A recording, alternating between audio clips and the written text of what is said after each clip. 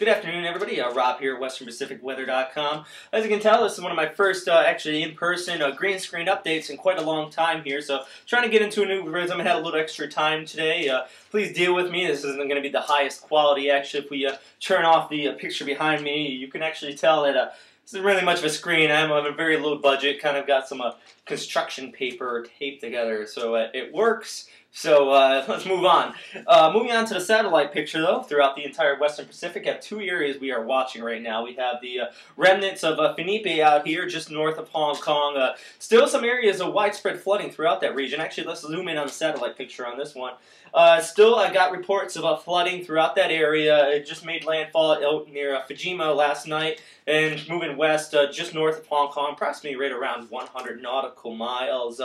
Still reports out of Hong Kong of rainfall, but the good thing is we are not getting any reports of real damaging flooding or winds out of Hong Kong, so that's the really good news out of that area. But there's actually some videos online and not such that are showing that that area did get hit pretty intensely yesterday.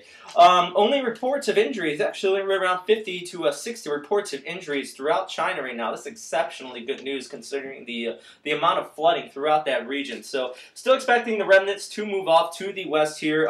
As you can see, just in the South China Sea right in here, you're still seeing some inflow of moisture moving onto land there. That's still basically due to the moisture being picked up. Very warm waters there, right around 90 degrees. So that's the only leftovers remnants of that system still as it's moving off to the west. Once the center of circulation moves farther to the west, there you're going to stop to see that inflow of moisture. But still right along the coast there, still seeing some more moisture and possibility of some pretty strong thunderstorms as this starts to move inland.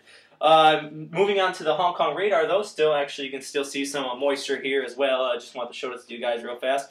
And now moving on back to the Western Pacific satellite picture here. You can see actually we have a tropical depression 13 whiskey out there just to the northwest of Saipan. Current winds out of that system are right around 35 up to 45 knots as this system's moving off to the west-northwest. Expecting this to actually intensify right around 90 to 110 knots, so a pretty intense system. This looks like it's going to be a couple hundred miles off the east coast of Honshu at max intensity before getting picked up by an upper-level trough coming off of Honshu. Right now, though, showing some pretty good, and actually we zoom in on the satellite picture here, showing some pretty good inflow in, outflow aloft from this system. We have a ridge actually right above it right now, so it's providing a very good exhaust, sitting right in about mid-80s water temperature just north of Saipan here. So overall, low vertical wind shear, some good exhaust, and high sea surface temperature is going to allow the system to intensify. Good news, though, the only island looks like being affected is just north of this region. It's like Iwo To. Actually, if we show a picture here, I took this last year. Iwo To only has a few buildings on it, and they're basically hurricane or typhoon proof, so not really too worried about that island. After that, though, the system's going to end up kicking off to the northeast as that trough comes in. Actually, this is my analysis I drew up here earlier. Just showing this system actually going to be picked up by the trough here and then move off to the northern Pacific.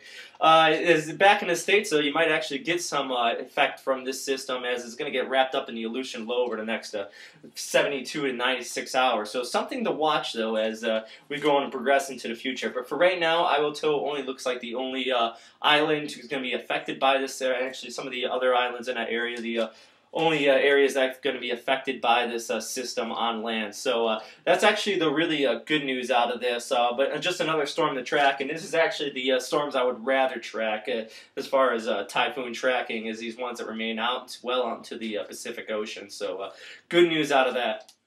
And now I just want to show some videos actually from Photobike, a storm chaser here on YouTube. He was very nice to let me use some of his videos in here in my update today. Just right now showing some intense winds basically around the peak of the typhoon here. It's actually pinned behind a truck here, so a very dangerous situation, but I'm very grateful he allowed me to use these. Just also showing widespread damages here, but now that I'm on the subject, I actually do want to talk about some of the damage out of there in Taiwan and some of the actual deaths.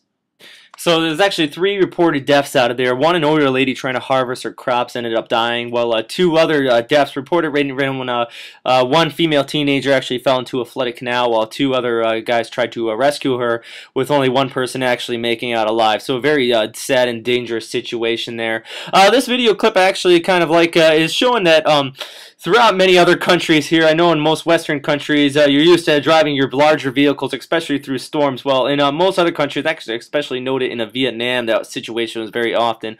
Right here, showing the tree down, and also I really like this video he took right in here, showing some rainfall thrown through a hole in the ceiling here during a flooded road. So, also another next clip here is noting that we were talking about rock slides and mudslides throughout the country. So that's another situation right in there is very dangerous.